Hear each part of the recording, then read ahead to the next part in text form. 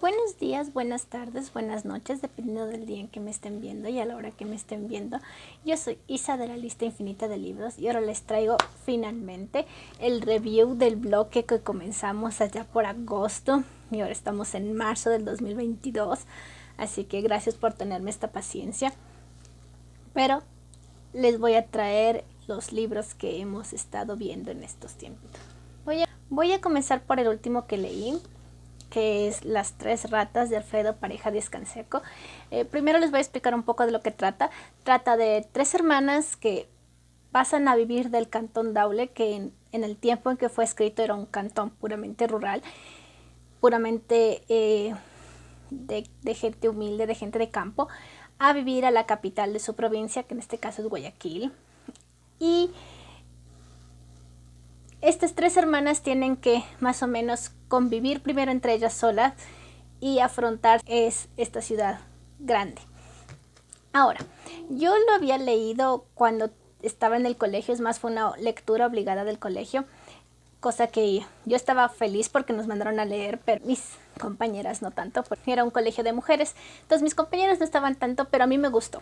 Ahora que lo releo, me doy cuenta que es muy posible que no haya leído bien la primera vez, o tal vez no tenía los conocimientos para decir que leí este libro, porque hay muchas cosas que pasé por alto la primera vez que no me había dado cuenta y que me llama mucho la atención ahora. No les voy a hablar mucho porque no quiero hacerles spoilers, pero me di cuenta a los dos primeros capítulos que las tres hermanas de por sí son representan tres cosas. La mayor representa el pasado, la del medio representa el presente y la última representa el futuro. Y dependiendo de estos tres tiempos que ellas representan, actúan. Por ejemplo, la hermana mayor, que se llama Carmelina, ella vivió toda su vida con las enseñanzas de su padre, que era una persona liberal, del movimiento liberal ecuatoriano, fanático de Eloy Alfaro. Es más, combatió contra Alfaro en su revolución y dio a sus hijas todos estos conocimientos de la pelea, de la gloria, el honor de combatir junto al general Eloy Alfaro. Ella se embebió tanto de este conocimiento, de este cuento, de esta historia, que ella no puede aceptar nada que no tenga esos preceptos que ya le habían inculcado. En cambio, Eugenia, que representa el presente, ella también vivió toda su vida con ese honor, con ese cuento, pero ella se enfrenta a la realidad. Es en teoría la más fuerte de las tres, emocionalmente hablando. Y aunque comete errores, sabe lo que tiene que hacer y tiene que hacer algo ya. O sea, la inteligencia que ella tiene es para actuar ya, en el instante. Nada de pensar en honores, nada de pensar en algo pasado, cuando se tiene que vivir ya, ahorita, ya. En cambio, la menor como no conoció muy bien a su padre porque era jovencita, y a pesar de que también vivió con ese cuento, ella en cambio ve los errores de sus hermanas, pero también está dispuesta a aprender cosas nuevas. Nuevas ideologías, nuevas formas de vivir, muy distintas a la de su familia. Entonces, es un libro bastante interesante, obviamente de una novela que refleja la época de los años 50, del 45 al 60, por así decirlo. El trato a la mujer es pésimo, es más, las tres mujeres sufren de este trato misógino que tiene todavía la sociedad hacia la mujer. Y es bastante interesante cómo a veces este mismo trato es lo que lleva a que ellas tomen estas decisiones. Cosa que me gustó bastante. No pude señalar nada porque en teoría el trato contra ellas era bastante fuerte. No había nada bueno que mencionar, por así decirlo. Ya que también el autor refleja en esas tres mujeres aparentemente las tres estereotipos de mujeres de la época, muy parecido a como la mangaka Rumiko Takahashi diseñó sus personajes de las hermanas Tendo, reflejando el estereotipo de mujer japonesa. Tenemos a la hermana mayor Kazumi, que es la esposa ideal, ama de casa, sumisa. Tenemos a Nabiki, a la mujer japonesa ambiciosa que quiere resaltar económicamente, resaltar en los negocios, ser una buena profesional. Y tenemos a Kane, que es la marimacho, que es la que no quiere nada de los dos y que busca, más bien dicho, como una especie de ser un poco feminista, por así decirlo. ¿Ya? Entonces, es bastante recomendable el libro. Yo me lo leí en 2-3 días más o menos, con la impresión de que debieron haberme explicado esto en el tercer o cuarto curso que lo leí, que ahora es primero de bachillerato. Ahora, el segundo libro que leí, que recientemente leí porque estamos de atrás para adelante, es La Perla. Y al igual que en el anterior, yo a este lo había leído en el colegio. No fue lectura obligada, sino fue lectura obligada de mi hermano, pero mi hermano no leyó, así que lo leí yo.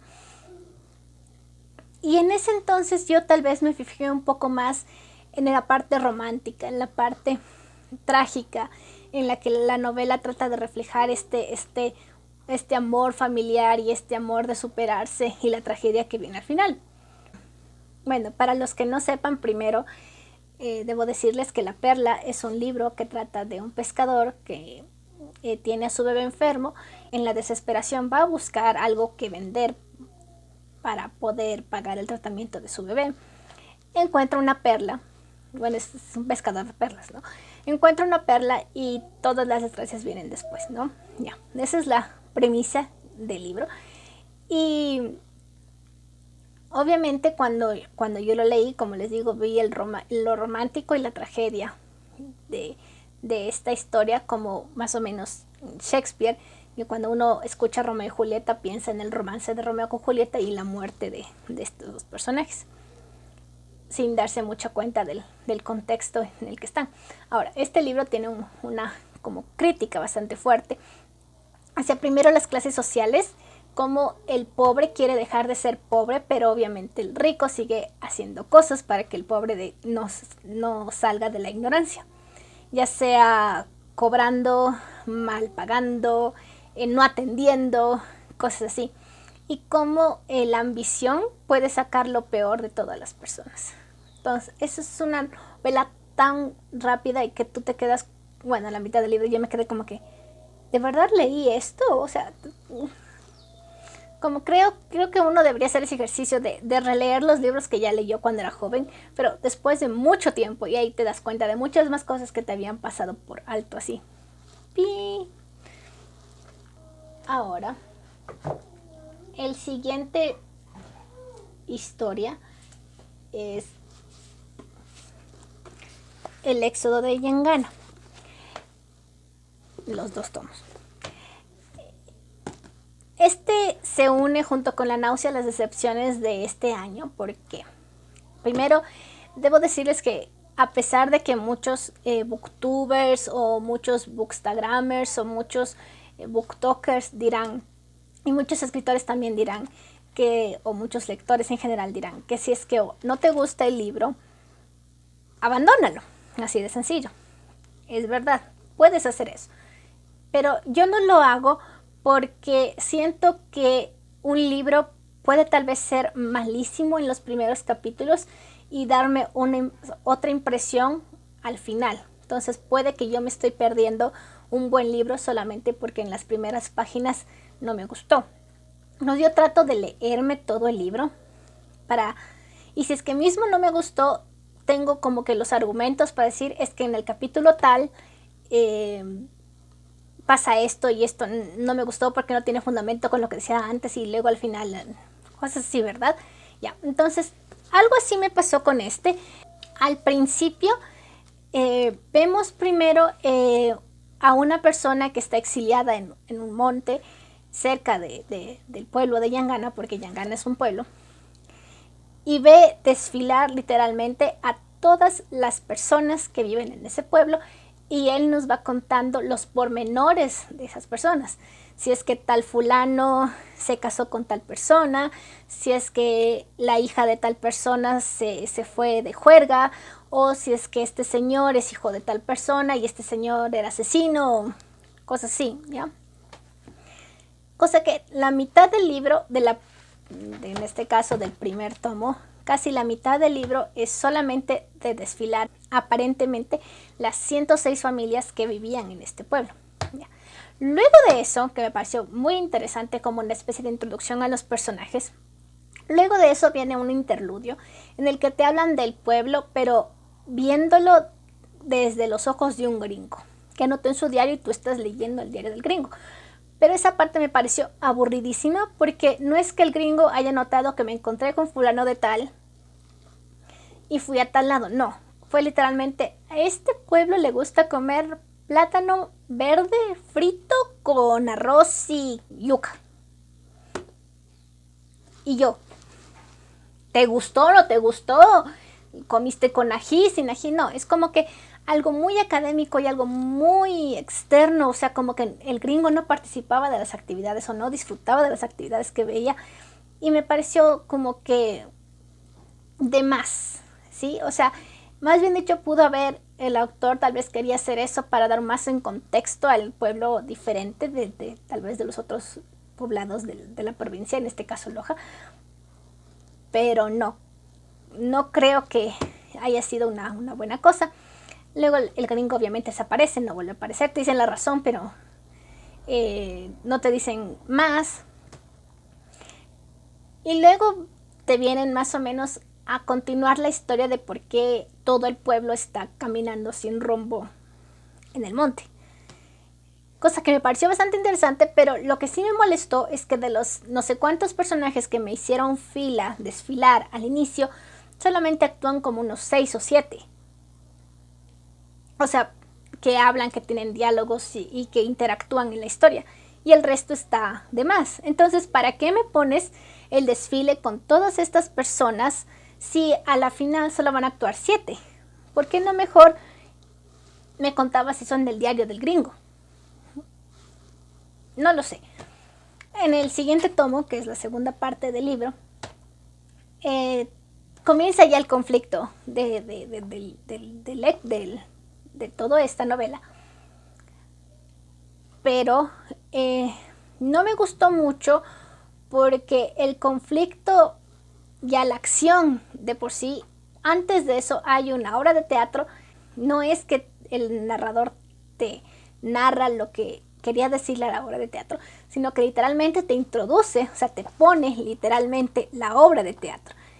Y me tuve que saltar porque otra vez, o sea, ¿para qué pones esa obra de teatro si ya en un párrafo antes te habían dicho que esa es la razón por la cual ocurre esta acción? Entonces me pareció de más y lo peor es que la historia es buena, por eso solamente la puse 2 estrellas, pero estas cosas como que te aburren, te cansan y te alejan de la lectura.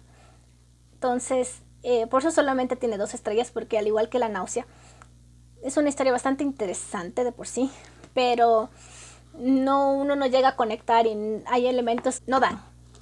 Así de sencillo. Ahora hablemos de Los niños de Irena.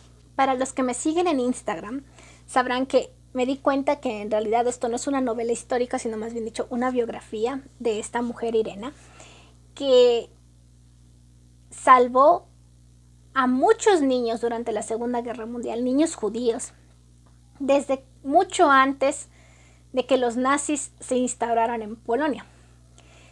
Primero, la autora de este libro, que es Tilar Matseo, nos pone en contexto de cómo creció esta persona, las ideologías que tuvo, que tenía, cómo estas ideologías formaron su personalidad, formaron sus convicciones, cómo se mantuvo fiel a estas convicciones durante toda la guerra y cómo hizo de todo para salvar a los niños.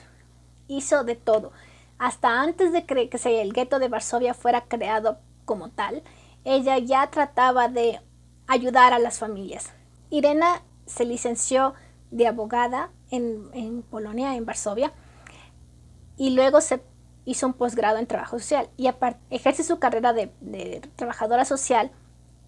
Viene la invasión nazi y ella, junto con sus amigas, que eran judías y no judías, mete mano a todo lo posible administrativamente para que los nazis no se den cuenta y ella liberará a todos los judíos posibles, dar pasaportes falsos, cartas de bautizo falsas, sacarles de la ciudad, esconderles en personas conocidas y seguras, en lugares distintos, hacerlos desaparecer, por así decirlo, fingir enfermedades, todo para salvar a la mayor gente posible.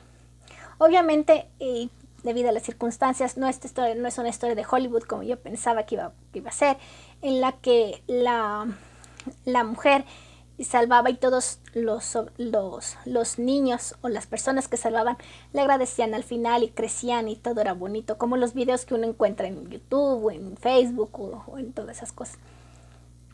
No, muchos de las personas, a pesar de que salvó a muchos niños y a muchas personas judías, no todos ellos lograron sobrevivir hasta el final de la guerra, porque Varsovia literalmente era un campo de batalla inmenso tanto para los rusos como para los nazis. Y después de que ya se logra estabilizar un poco la situación de Polonia después de los nazis y ella quiso devolver a muchos niños, las familias la repudiaron porque las acciones desesperadas que tuvo que hacer no estuvieron de acuerdo con el pensamiento y la filosofía judía del entonces. O sea, por así decirlo, rechazaron a sus propios hijos solamente porque para salvarlos tuvieron que bautizarlos al catolicismo. Aunque la resistencia polaca católica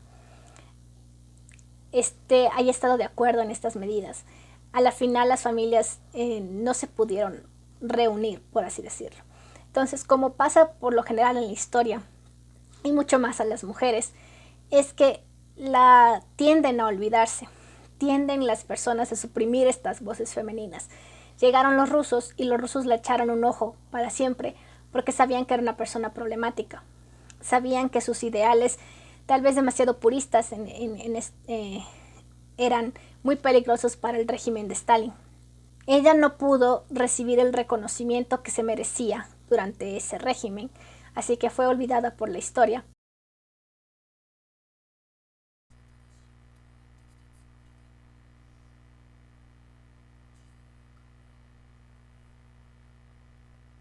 Y luego cuando se pasaron mucho tiempo y cayó la cortina de hierro, que era el muro de Berlín, cayó la Unión Soviética, finalmente la recordaron y pudo ser reconocida como debía, ya a pocos años de su fallecimiento, por desgracia.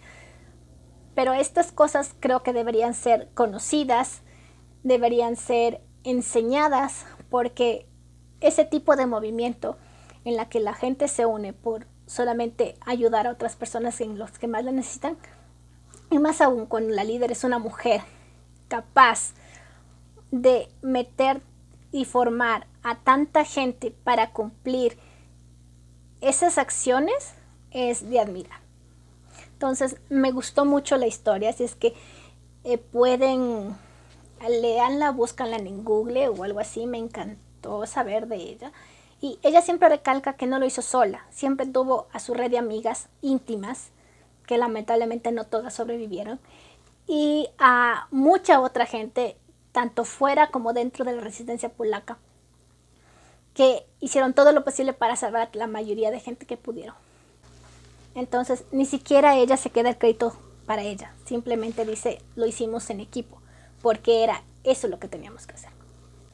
Ahora pasemos a mi relectura del Código Da Vinci. Y como dije en las historias, es mejor la ilusión de la primera vez, porque ya cuando lo leí por la segunda vez, ya las impresiones ya no me parecieron tan divertidas, tan graciosas como me parecieron en la primera vez. Pero aún así me volvió a encantar la historia. Y a pesar de que este libro tiene un tinte más como de feminista, entre comillas, las acciones de los personajes no es que demuestren tanto, ¿no? Me refiero a que, si es que ustedes vieron la película, que es bastante distinta, Uno de los personajes supuestamente es fanático del Santo Grial, ha investigado muchísimo, es el que más sabe del tema. Y que supuestamente él quiere que eso se conozca porque es bueno para las deidades femeninas y qué sé yo. Pero no es que actúe muy amigable hacia las mujeres dentro del libro, ¿sí me entienden? Es como esas hipocresías de la gente, ¿ya? Entonces, pero hay una parte que no me había dado cuenta al inicio, o sea, en la primera lectura, y ahora me doy cuenta, es que hay una parte en la que esta persona que les menciono le pide a Robert Landon 3 preguntas para poder ingresar a su casa.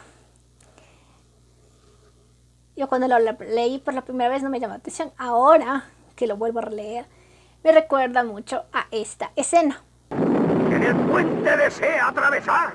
3 preguntas deberá contestar o al abismo irá a dar. Haced las preguntas, guardián. No tengo miedo. ¿Cómo os llamáis? Me llamo Sir Lancelot de Camelot. ¿Qué buscáis? Busco el Santo Grial. ¿Cuál es vuestro color favorito? El verde. Gracias, podéis pasar. Gracias.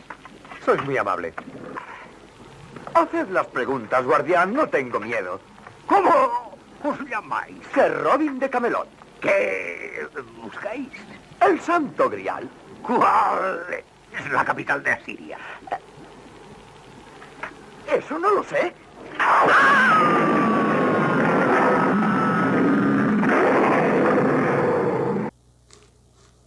Uno tenía que reírse.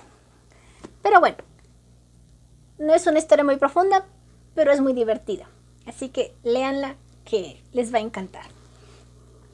Ahora, ya que yo ya había hecho la reseña de La náusea, que es el libro de la sección de El baúl de la abuela, les voy a traer un libro extra que leí también en este tiempo, que es un libro digital, una antología de cuentos que leí yo para mi taller de escritura.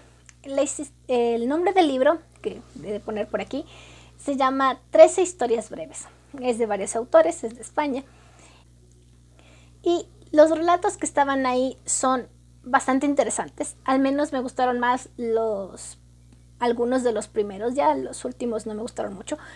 Pero los primeros, al menos el cuento que se llama La cama de la abuela, no recuerdo la autora, es bastante interesante porque muestra cosas fantásticas, por así decirlo, y tiene una cierta cosa de erotismo en la que te quedas como que, ¿qué estoy leyendo? Y es bastante o sea, es bastante diferente ese cuento y me gustó mucho. Los otros cuentos también son buenos, obviamente a unos me gustaron más que otros, pero creo que para igual, pasar una tarde sin hacer nada, uno puede conseguir el libro y leérselo. Ahora les voy a hablar del cómic de Sakura, que me lo leí sin decirles porque ya no aguantaba más. Bueno, la cuestión es que en este tomo del manga ya nos van introduciendo un poco más al misterio que está pasando en la ciudad de Tomoeda y cómo Shaoran tal vez sea uno de los que tengan la respuesta, pero Sakura todavía está un poco ignorante a todo lo que está pasando y cómo Tomoyo confía en la novia de su amiga para que todo salga bien, ¿no? Y nos introducen a este nuevo personaje que es literalmente un copy-paste de Sakura, pero inglesa. Y comenzamos con la aventura. Es un manga bien bonito. No me esperaba menos de las Clamp. Entonces, a los que les gusta el anime y Sakura, bastante recomendado. Obviamente tengo que seguir siguiéndome los otros tomos. Ahora hablemos de La letra escarlata. Con este libro cumplo 4.5 de 51 libros de mi reto de leyendo a los autores de Bungo Stray Dogs. 4.5 porque Edgar Allan Poe tiene su poder mezclado 2 historias, entonces ya leí una, me falta la otra. Leí la del gato negro, pero el otro poder es sobre los crímenes de la calle Morgue, entonces me falta ese para poder decir que tengo 5 sobre 51. Y no me imaginé que me iba a dejar esa sensación. les explico. Desde el primer capítulo tú sabes que algo malo pasó. ¿Qué tan grave? No sabes. Pero según las reacciones que te da el escritor, el autor, que es Hawthorne, y que te da los personajes, en el caso del pueblo, porque es un pueblo puritano del siglo XVII en Estados Unidos. Tú crees que es un crimen gravísimo, pero no sabes qué es. Y con el pasar de lo que lees, tú ya vas entendiendo que este crimen no es tan grave como parece. Pero en el contexto puritano es una cosa gravísima. Un atentado contra Dios, un terrorismo a la moral. Tú dices, pero, ¿cómo es posible que solamente por esa situación que debería tratarse de puertas para adentro en una familia sea tremendo crimen? No les voy a decir qué es porque lo tienen que averiguar leyendo, pero eso es lo que conlleva a la protagonista de esta historia a ser marcada con una letra escarlata. Y ahí es donde cuando tú te das cuenta que el libro también primero trata sobre las etiquetas que tiene la gente, la manía de etiquetar de que tal chico es vago, de que tal chico es no sé, de que la chica es fácil, de que la chica es metida, que la chica es chismosa. Entonces, todo eso que sufrimos en la sociedad, puesto al exagerado en esta comunidad puritana, se ve como que hasta decir como que por el amor de Dios nunca voy a etiquetar a nadie más en la vida. ¿Sí? Es como una especie de llamado de atención.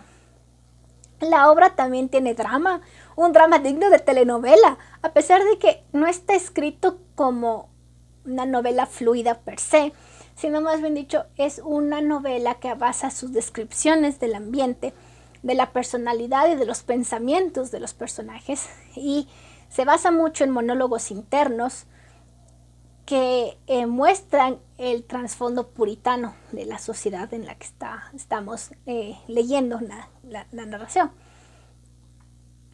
Y el drama es bastante interesante porque cuando ya descubrí el drama que estaba pasando, aparte de la letra escarlata, me quedé como que, por Dios, ¿por qué nadie puede hacer una serie con este drama? Quedaría tan bien, al igual que las de las tres ratas. Creo que esas historias valdrían para un drama, una telenovela, una serie, sería perfecto. Porque tiene ese drama justo de indignación, de que te quedas pegada a la pantalla. Entonces, pero la ventaja es que aquí te lo puedes imaginar y te lo imaginas más tétrico de lo que es. Entonces, es un libro bastante bueno, es bastante no fuerte, sino que a veces es un poco difícil porque las descripciones y los monólogos internos son un poquito cansinos, pero cuando ya le agarras el trasfondo de la historia es como que, ¿y qué pasa? ¿Qué ocurre? ¿Por qué? ¿Por qué? ¿Por qué? Entonces, la única cosa que marqué es la única cosa media a favor de la mujer que encontré, porque lo otro es demasiado complicado como para subrayar. Pero bueno, al menos una cita ha sido preservada. Ahora hablemos de 1984. No pensé que este libro iba a ser tan denso. Creo que todo el mundo conoce la historia de 1984 en esta sociedad distópica en la que literalmente todo el tiempo te están vigilando. Las pantallas de la televisión tienen webcam, tienen cámaras que te vigilan, tienes micrófonos en tu casa, tienes micrófonos en la calle, tienes micrófonos en el trabajo, tienes cámaras en el trabajo. No puedes ni un solo minuto estar solo. Todo te vigilan, todo te controlan, que incluso hasta tener pensamiento libre es contra la ley, porque eso no es spoiler porque está en las primeras partes del libro. yo creí que iba a haber un final feliz, pero no. Y cómo el autor te lleva a ese final es como que abrumador, porque la primera parte es aparentemente esperanzadora y la segunda parte te vas yendo a un pozo sin fondo, negro y oscuro, del que capaz no puedes salir y te empiezas a tener miedo de tu propia computadora, porque esta tiene webcam.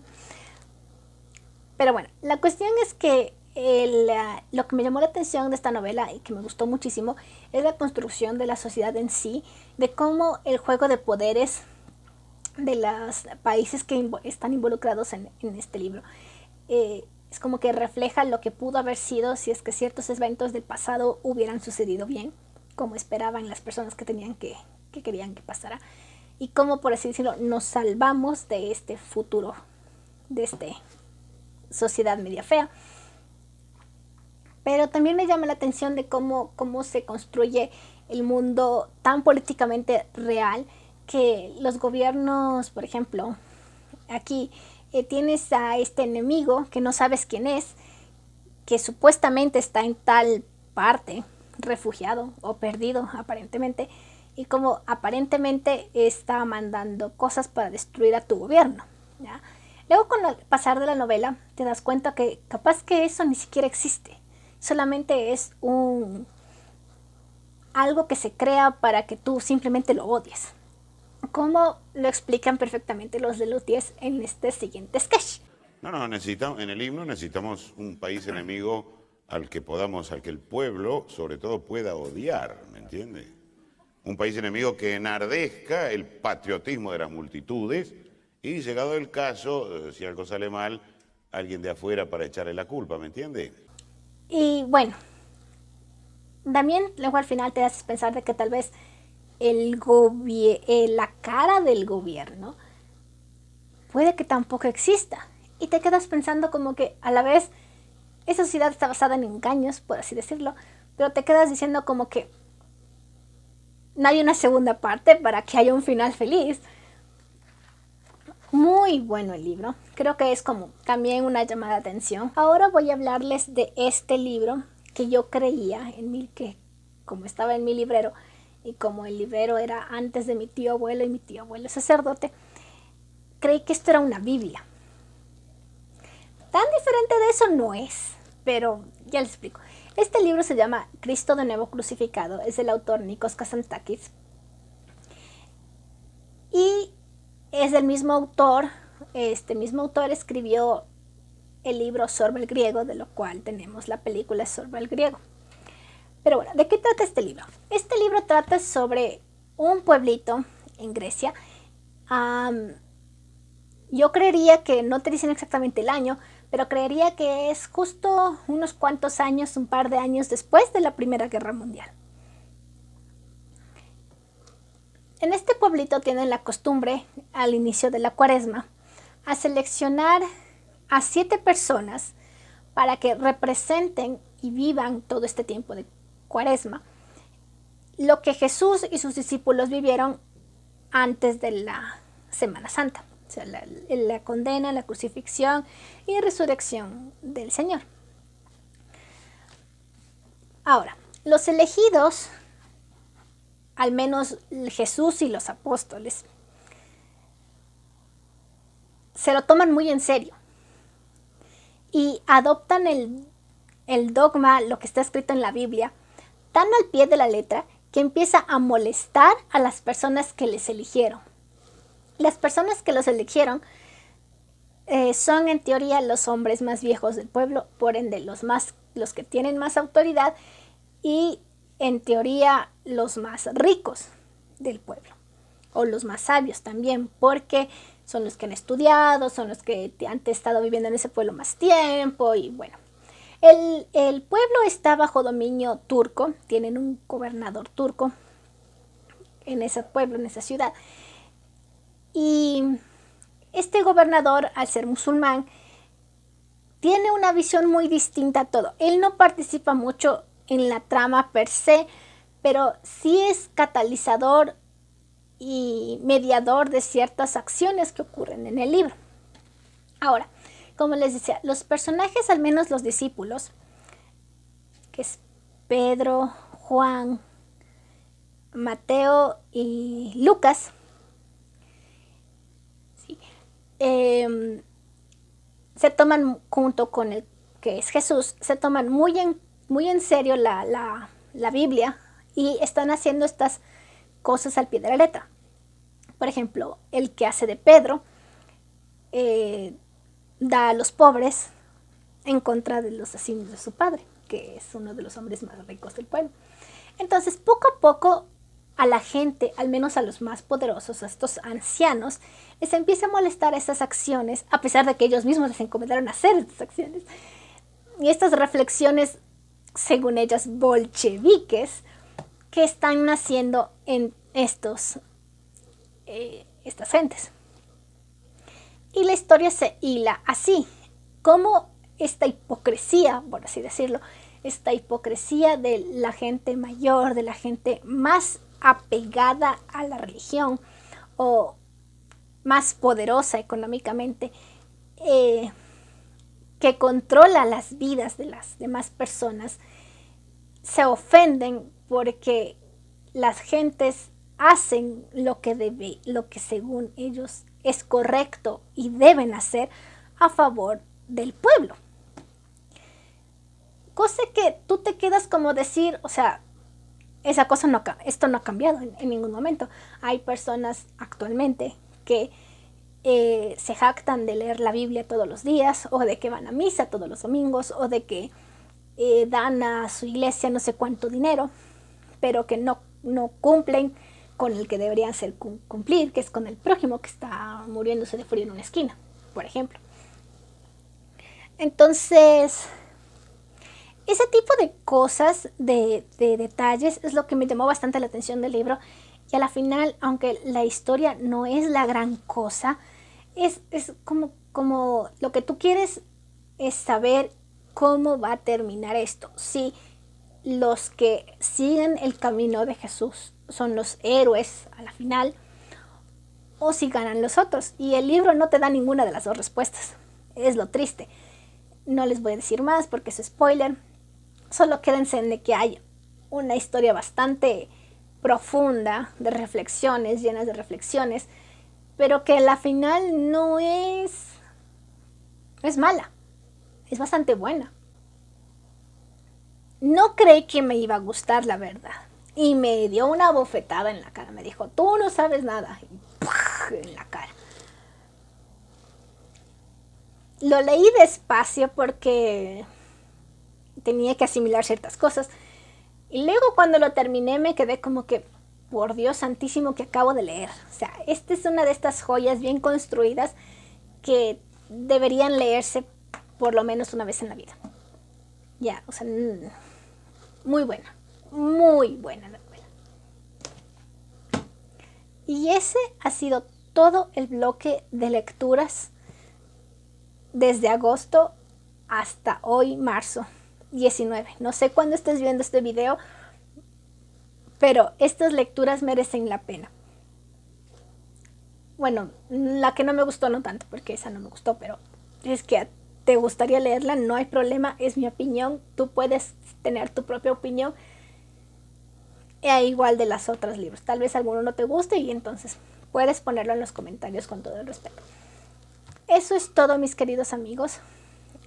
Muy pronto les voy a presentar a los otros libros del siguiente bloque. Y mientras tanto, confórmense con unos otros cuantas reviews de algunas sagas y de algunos libros que yo ya había leído hace algún tiempito. Eso es todo, mis queridos lectores. Que tengan una muy buena tarde, o mañana, o noche, o fin de semana, o semana entera. Y ya los estaré viendo en otra oportunidad.